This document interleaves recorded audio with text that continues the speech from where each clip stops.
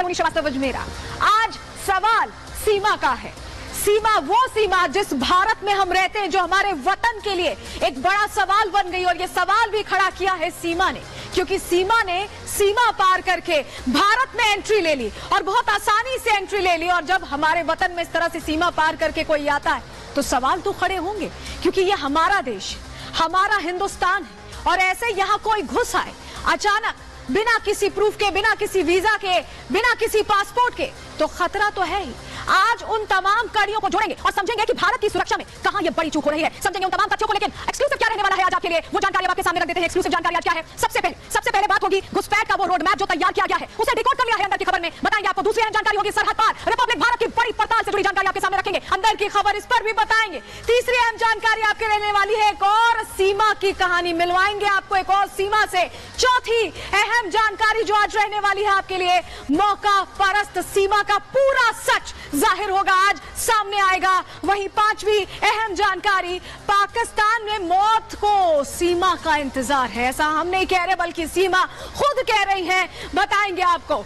लेकिन अब जरा आपको मिलवाते हैं उन 7 चेहरों से जो सीमा के अंदर के किरदार को बखूबी आपको समझने में मदद करेंगे। वो सीमा जो अलग अलग अंदाज में नजर आती है। चलिए आपके सामने पहले वो 7 चेहरे रख दे। देखिए ये जो 7 चेहरे हैं, ये 7 चेहरे हम क्यों कह रहे हैं? क्योंकि ये सीमा का अलग अलग अवतार है, अलग अलग किरदार में सीमा नजर आती है। और सीमा को इन किरदारों को बकायदा बखूबी पेश करने की ऐसा लगता है कि सिनेमाई अंदाज में ट्रेनिंग दी गई है।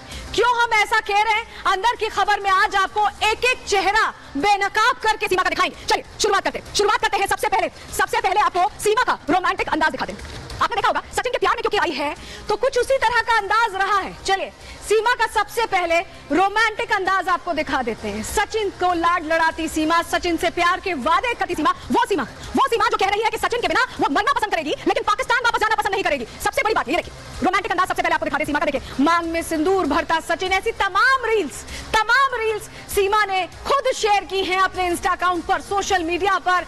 जब इंटरव्यूज होते हैं उस दौरान प्यार दर्शाती सीमा, ये वो सीमा का रोमांटिक अंदाज है जो बार बार दिखाई देता है। लेकिन इसके पीछे की सच्चाई क्या है? चलिए इससे पीछे की सच्चाई क्या है आपको बताते हैं, क्योंकि सीमा कई बातें कह चुकी है, कई ऐसी बातें कह चुकी हैं जिसे सीमा ये बताने की कोशिश करती है कि सचिन से कितना प्यार है, कितनी रोमांटिक। ये जो एक्शन चल रहा है, लाइव कैमरा एक्शन का, ये जो पूरा स्क्रीन प्ले है, जरा समझिए। सचिन से बेपनाह मोहब्बत की बात करती है सीमा, बार बार कहती है नेपाल में काफी समय साथ बिताया, इतना बिताया कि शादी कर ली, ये कहना है सीमा का। प्यार के लिए सीमा पार कर दी सीमा ने। जरा खुद सुनिए उनकी जुबानी किस तरह से रोमांटिक अंदाज में नजर आ रही है सीमा। मेरी मोहब्बत है इनसे, कोई समझता क्यों नहीं? जब मैं देश पार कर सकती हूँ इनके प्यार में, क्या इनकी भाषा में नहीं सीख सकती? इनका धर्म में नहीं सीख सकते?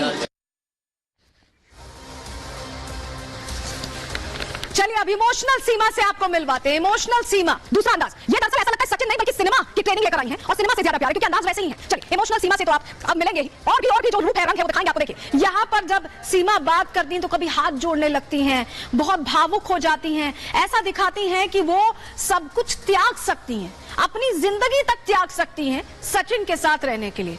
ये हकीकत वो बताती हैं कि वो हैदर को छोड़ के आई, किसी को छोड़कर किसी के पास आई हैं, और खुद को इमोशनली पूरी तरह से जुड़ा हुआ बताती हैं सचिन से।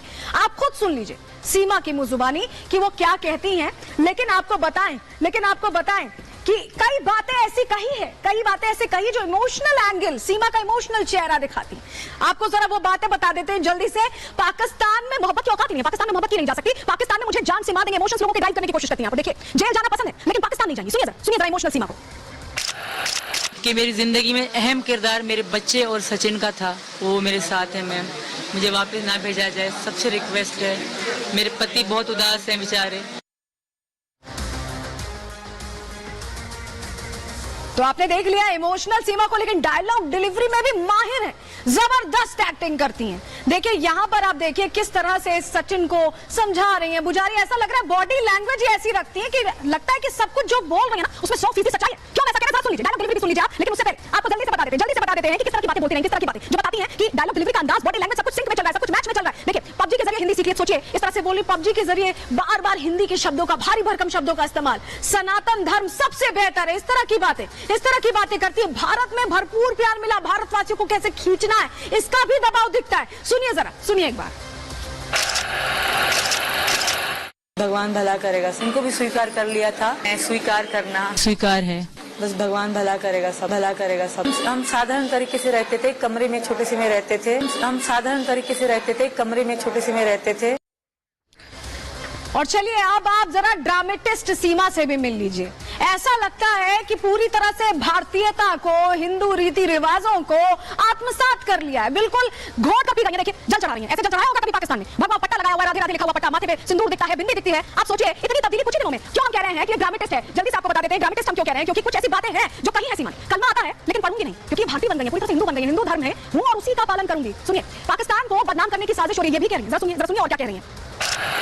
इस तरह बात कर, मैं इस तरह बात ना कर पाती। अगर मैं झूठ बोलती तो मुझे बेचैनी बेसुकूनी होती। मैंने सच बोला है, जो भी होगा अच्छा होगा मेरे साथ, क्योंकि सच में बड़ी ताकत होती है। और बीच बीच में सीमा को ट्रेजेडी क्वीन बनने का भी शौक होता है, ये दिखाने का भी शौक होता है कि वो बहुत दुख की मारी हैं और पूरी दुनिया उनका साथ दे दे। ये कोशिश करती हैं वो। देखिए ये अंदाज जो देख रहे हैं आप, कभी मुंह ढककर जाना, कभी इस तरह से खुद को दर्शाना कि उनके साथ सबसे बड़ा दुखों का पहाड़ टूट कर पड़ा है, जबकि वो खैर मनाए कि वो पाकिस्तान में नहीं है, भारत में है। सबसे बड़ी बात यही है। लेकिन क्या कहती है ट्रेजेडी क्वीन, जरा आपको जल्दी से बता देते हैं, क्योंकि ट्रेजेडी क्वीन ने कई बातें कही हैं। सीमा ने गुलाम से मेरा कोई नाता नहीं, जो कहा सब सच कहा, किसी से कुछ नहीं छुपाया। ट्रेजेडी क्वीन ये कह रही है। सुनिए जरा और क्या कह रही है ट्रेजेडी क्वीन। मैं बिल्कुल लव मैरिज नहीं थी, मैं किसी और को पसंद करती थी। ये मैंने बहुत लोगों को भी बताया है, और उसको तो खो दिया है, इनको खोना नहीं चाहती थी। खौफ में भी रहती हैं सीमा, डर दिखाती हैं, लगता है कि पूरी दुनिया से डरी हुई हैं। हर रंग हम आपको दिखा रहे हैं, देखिए आप करीब से देखिए और समझिए। ऐसा लग रहा है कि कोई एक्ट्रेस है जो अलग अलग रोल प्ले कर रही है, अलग अलग किरदार निभाने के लिए आई हुई है। देखिए खौफ में डरी हुई, सहमी हुई, आंसू बहाती सीमा को आप इस तस्वीर में देख रहे हैं। और इस तरह की कई बातें सीमा ने कही है, जल्दी से आपको बातें बता देते हैं क्या कही है सीमा ने। पाकिस्तान में मेरे बच्चों को खतरा है, ये कहा है सीमा ने। काला काली करके कर देंगे हत्या, पाकिस्तान में भयानक मौत देंगे। डर खौफ की जबान सुनिए, खुद सुनिए सीमा क्या कह रही है। India's first plug-and-play chimney with a filter that lasts 4 long years. भले यहाँ की जेल ही मंजूर है, वहाँ जिल्लत की मौत दी जाएगी, सबको एक मिसाल बनाई जाएगी कि ये भागी। और चलिए एक्शन वाली सीमा भी आपको मिलवाते हैं। आप समझिए कि हिंदी फिल्म में अगर काम चाहिए हो तो जो सारे गुण चाहिए ना वो सीमा में है।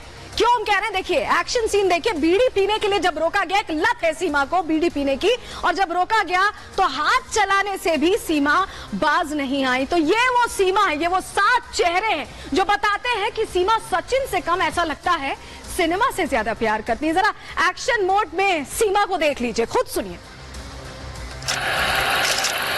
मैम तेरी जगह चलो ओ नहीं, अच्छा सुनो छोड़े मैम, आप तो गलत बिल्कुल, ये तो रॉन्ग बोले जा रहे हैं। आप तो रिस्पेक्ट की तो ऐसी की तैसी कर रहे हैं। सचिन प्लीज कर दो।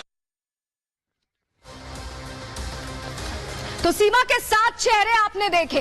ये 7 चेहरे अपनाए हुए सीमा एक अजीब सा दिखावा, एक लबादा ओढ़े हुए हैं जिसको डिकोड करने के लिए केस पूछताछ करी, पूछताछ हुई है पिछले कुछ दिनों से, लगातार पूछताछ हो रही है तमाम एजेंसियों की नजर है। लेकिन ये जो 7 चेहरे के अलावा एक और चेहरा है, बॉर्डर पर सीमा पार करने का वो चेहरा जो भारत की सुरक्षा के लिए सवाल बन रहा है, आतंकवाद का वो चेहरा। तो क्या सीमा जासूस के तौर पर आई, ये सवाल अभी भी बरकरार है। जरा रिपोर्ट देखिए और समझिए कि बॉर्डर पर किस तरह से ये खतरा पनप रहा है, बढ़ रहा है।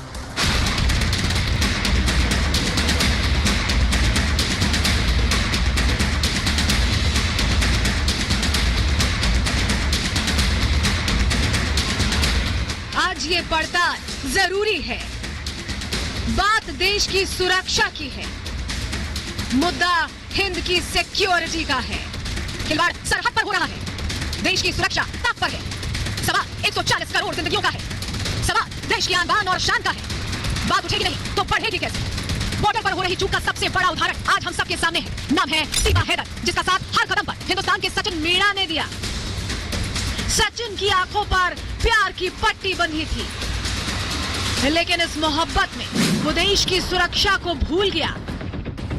सीमा सचिन ने दुहाई दी प्यार की, इश्क की, बेपनाह मोहब्बत की। सीमा पाकिस्तान से यूएई होते हुए नेपाल आ गई, वहां 7 दिनों तक रही और फिर बड़े आराम से सचिन के साथ भारत में दाखिल हो गई। सवाल यहीं से खड़ा होता है, आराम से आखिर वो दाखिल हो कैसे गई? सवाल है सरहद पर तैनात फोर्स कहां थी? क्या नेपाल भारत की सीमा पार करना इतना आसान है? इन सभी सवालों के जवाब ढूंढने के लिए नेपाल में मौजूद रिपब्लिक भारत संवाददाता अनामिका सिंह पहुंच गई बीरगंज बॉर्डर। यहां से शुरू हुआ हमारा सीमा पर रियलिटी चेक। वीरगंज नेपाल का एक दक्षिणी सीमावर्ती शहर है जिसकी सीमा बिहार में पूर्वी चंपारण से लगती है। नेपाल में सड़क के रास्ते से भारत में दाखिल होने का ये एक प्रमुख रास्ता है, इसलिए अनामिका ने वीरगंज बॉर्डर को चुना। आखिर कैसे सीमा बगैर वीजा और पासपोर्ट के नेपाल से भारत में दाखिल हो गई? उसका जवाब है ये बॉर्डर, जहां पे देख सकते हैं आप कि मेरी मौजूदगी भी है और ये वही भारत नेपाल का बॉर्डर है जहां पर फिलहाल किसी को कोई रोकने टोकने वाला नहीं, चाहे कोई साइकिल से हो, चाहे कोई बाइक से हो, चाहे कोई ऑटो रिक्शा से हो, चाहे कोई 4 व्हीलर से हो, सभी यहां पर बड़े आराम से इस बॉर्डर को पार कर रहे हैं। कोई किसी को यहां पूछने वाला नहीं है। इंडो नेपाल बॉर्डर पर हमारी टीम को सैनिक तैनात दिखे, लेकिन हैरानी ये देखकर हुई कैसे वहां से लोगों की आवाजाही चल रही थी और उनसे पूछताछ करने वाला कोई नहीं था, रोकने टोकने वाला कोई नहीं था। इन सबके बीच अनामिका भारत की तरफ कदम आगे बढ़ाती रही। आखिर उनके सामने सीमा पर क्या हुआ, देखिए। तो देखा आपने मैंने किस तरीके से बड़े आराम से नेपाल से भारत की सीमा तय कर ली, पार कर ली। तमाम जो सिक्योरिटी के लोग थे वो वहां पे मौजूद तो थे, लेकिन उन्होंने मुझसे कुछ पूछा नहीं कि मैं कौन हूँ, मैं कहाँ से आई हूँ, मैं भारतीय हूँ या मैं नेपाली हूँ। मेरे पीठ पे देख रहे हैं आप कि मैंने एक ब्लैक कलर का बैग कैरी कर रखा है शोल्डर पे अपने। इस बैग में कुछ भी हो सकता था। इस बैग में चाकू से लेके तमाम जो संदिग्ध चीजें होती हैं वो भी हो सकती थी, लेकिन किसी ने मुझसे ये भी नहीं पूछा कि मेरे बैग में क्या है, मैं इंडिया में क्यों एंटर कर रही हूँ, मुझे मेरा टारगेट क्या है, मेरे पास आधार कार्ड है या नहीं, मेरे पास कोई आधार कार्ड पहचान पत्र जैसी कोई डॉक्यूमेंट है भी या नहीं। मुझसे किसी ने कुछ भी नहीं पूछा और मैं बॉर्डर पार कर चुकी हूँ। तो देखिए यहाँ पे जिस तरीके से हालात है वो बताने के लिए काफी है कि सीमा हैदर ने किस तरीके से भारत में प्रवेश लिया होगा।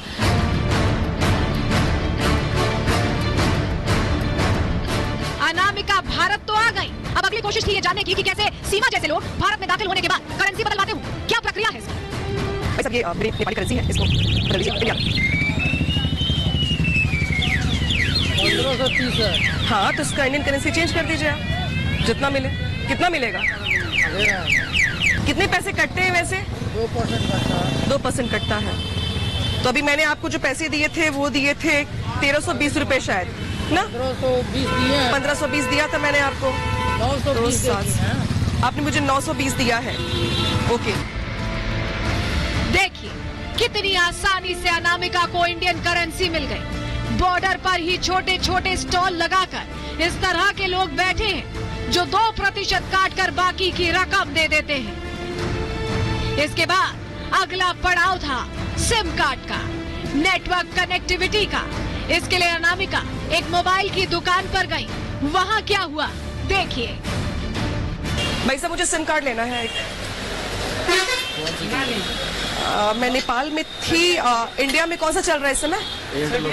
एयरटेल और जियो। ओके तो मुझे एक दे दीजिए आप एयरटेल का। कितने का होगा?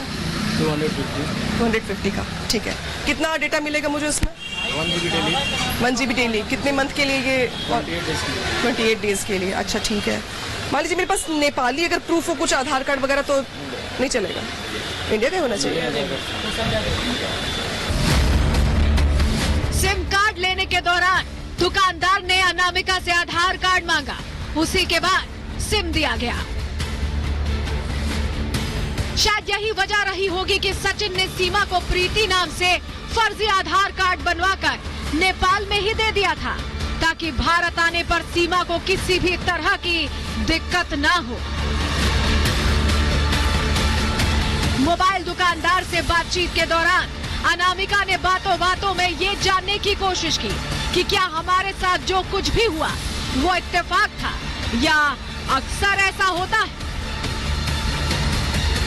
अच्छा बसें बहुत सारी आती जाती है इस बॉर्डर से। बस से जो लोग आते हैं दर्शन करने के लिए बसें भी आती जाती है। तो ऑलरेडी उनका भंसार किया हुआ है। बस के ड्राइवर ने भंसार किया होगा, मतलब उसने एक जो अमाउंट होता है वो पे किया होगा, पर्ची ली होगी। मतलब बस के हर एक सवारी ने नहीं लिया होगा, ड्राइवर ने सिर्फ लिया होगा। ड्राइवर से बड़ी ज़्यादा बाकी जो सामान उसे चेक कराना पड़ता है। नेपाल और भारत के लोगों में काफी समानताएं भी हैं, जिसका फायदा संदिग्ध गतिविधियों में लिप्त लोग उठाते हैं। दुकानदार से बातचीत के दौरान ये हमने भी महसूस किया। कभी दिक्कत होती है कि नेपाली है कि इंडियन है, कुछ कंफ्यूजन कभी आप लोगों को? कुछ नहीं तो बोलोगे हिंदी बोल लेते हैं यहाँ पर बिहार के लोग आसान है उसको बोल ही अच्छा इनके सेक्टर के सभी बिहार का भी हो गया, कुछ बिहारी बोलते होंगे, समझ जाते हैं आप लोग? नेपाली बोलते होंगे, हम लोग थोड़ा समझ जाते हैं। समझ जाते हैं। सवाल वही है कि इसका फायदा हम लोगों की शक्ल में घुसपैठ करने वाले आतंकवादी किस कदर उठाते होंगे। भारत नेपाल के अच्छे रिश्तों का गलत इस्तेमाल करते होंगे। दोनों देशों का ओपन बॉर्डर आतंकियों के लिए किसी जन्नत के दरवाजे से कम नहीं। ये हमारी टीम ने खुद बॉर्डर पर देख लिया। लोग आराम से चलते फिरते बसों से गाड़ियों से सीमा को लांघ जाते हैं और बॉर्डर पर कोई ये पूछने वाला नहीं कि आपकी पहचान क्या है। ये चूक है जो देश की सुरक्षा में सेंधमारी कर रही है, आतंकी घुसपैठ को बढ़ावा दे रही है। जरूरत है जागने की, सीमा सुरक्षा को मजबूत करने की। तो देखिए, मैंने अब यहाँ से इंडिया में आने के बाद एक सिम खरीद लिया है अपने लिए, जो मैं इंडिया में इस्तेमाल करूंगी, और ये सिम जम्मू कश्मीर को छोड़ करके पूरे देश में कहीं पर भी काम करेगा, जिसके साथ मुझे डेटा भी मिल रहा है और अब मैं इसको अपने मोबाइल में लगाऊंगी भी। यानी कि नेपाल से आने के बाद मैंने पहले अपनी करेंसी चेंज करवाई, इसके बाद मैंने सिम ले लिया। अब मैं बड़े आराम से इंडिया के किसी भी कोने में रह सकती हूँ, पैसे खर्च कर सकती हूँ, किसी से संपर्क कर सकती हूँ, बात कर सकती हूँ। यानी कि कितना आसान है ये। Bureau report, Republic Bharat. तो आपने हमारी सहयोगी की रिपोर्ट देखी जो बता रही है कि ओपन बॉर्डर पर आवाजाही कितनी आसान है, लेकिन कितना बड़ा खतरा है। आपको बताते हैं, दरअसल झड़प का खतरा बना रहता है, क्योंकि जो लोग आते हैं वो यहाँ की व्यवस्था से कितना मेल खा पाते हैं। ऐसे में झड़प का खतरा कानून व्यवस्था पर भी असर पड़ता है, क्योंकि भारत में जो कड़े कानून है उसका पालन करेंगे या नहीं, यह सवाल है। कट्टरपंथियों का जो एक पूरा समूह है, इसमें बढ़ावे का खतरा बना हुआ है। मानव तस्करी का भी खतरा, आसानी से लोगों को ले जाया जा सकता है। आतंकवाद का सबसे बड़ा खतरा, सबसे संगीन यही विषय है, आतंकवाद का खतरा बना हुआ है। चलिए अब आपको बताते हैं कि नेपाल से कि हमारी जो सरहद है वो खुली हुई क्यों है, ओपन बॉर्डर क्यों है। भारत नेपाल की जो 1800 किलोमीटर की सरहद है, 1800 किलोमीटर की ये सरहद है। देखिए समझिए, 5 राज्यों से ये सरहद मिलती है। 5 राज्यों की हम जानकारी भी आपको दे देते हैं, कौन कौन से वो राज्य हैं। उत्तराखंड, उत्तर प्रदेश, बिहार, बंगाल और सिक्किम से नेपाल की सरहद भारत की सरहद से मिली हुई है। दोनों देश सांस्कृतिक तौर पर एक जैसे हैं, एक जैसा खान पान है, एक जैसा रहन सहन है। लेकिन 1950 में ओपन बॉर्डर संधि हुई थी, जिसके तहत ये बॉर्डर्स हमेशा खुले रखे गए। Treaty of peace and friendship इसे नाम दिया गया था। भरोसा करके बॉर्डर्स को खोला गया।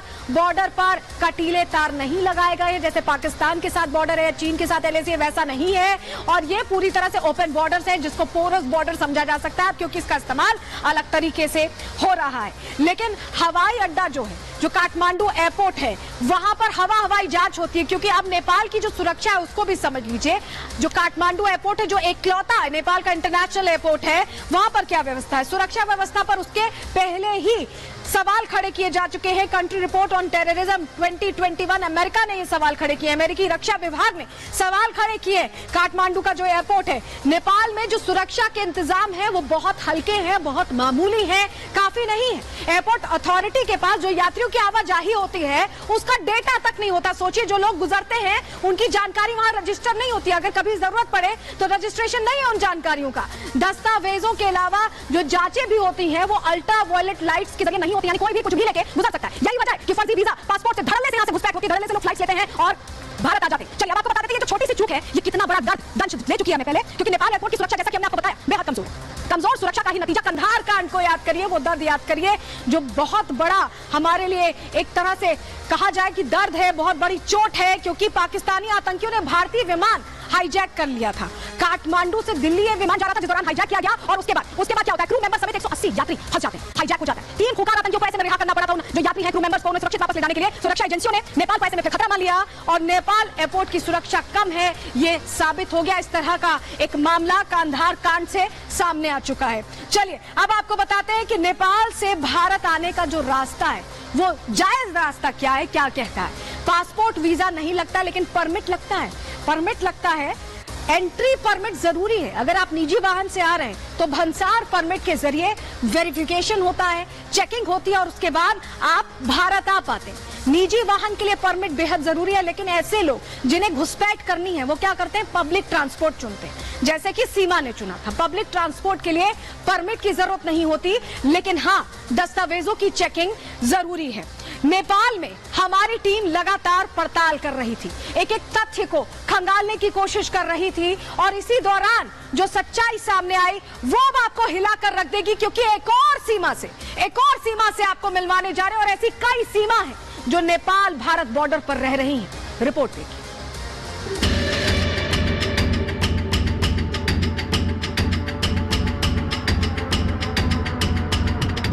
सीमा का खिलखिलाता चेहरा, मोहब्बत पर मेहरबान सीमा, मोहब्बत को पाने की खुशी में झूमती सीमा।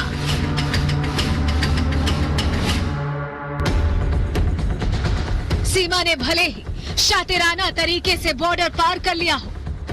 भले ही सीमा ने अपने प्यार को पा लिया हो, लेकिन सीमा के अरमान अभी भी पूरी तरह से मुकम्मल नहीं हुए हैं। वहीं नेपाल बॉर्डर पर ऐसी कई सीमा हैं जो भारत आने का अरमान सजोए हुए हैं, जो सालों से अपनी मोहब्बत की राह देख रही हैं। इंतजार करते उनकी आंखें पथरा गई हैं, लेकिन उम्मीदों की रोशनी अब भी बरकरार है।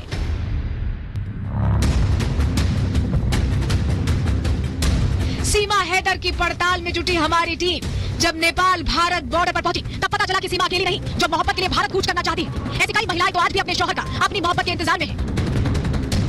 हमारी रिपोर्टर अनामिका सिंह नेपाल के टेढ़े मेढ़े रास्ते से गुजरकर नेपाल के रेफ्यूजी कैंप तक पहुंची। तंग गलियों में कोरकेट शीट से बनी झोपड़ी, जहां अंधेरे ने घर बना लिया था।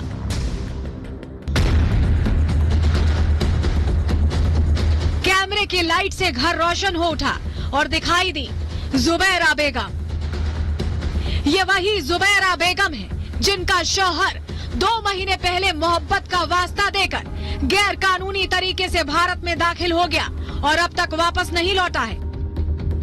हमारे रिपोर्टर अनामिका सिंह ने जुबैरा बेगम से वो सब कुछ जानना चाहा जो उस पर गुजरी है, लेकिन जुबैरा की भाषा समझ से परे थी, पर उसकी भाव भंगिमा से दर्द दास्तां बयां हो रही थी। म त जान्दैन, म डाइरेक्ट यहाँ बंगलादेशबाट यहाँ नेपालमा आयो, 2वटा बच्चा भयो। म त बुझ्दैन, बाहिरबाट निकाली हिन्दी कुरा आउँदैन, नेपाली कुरा अलि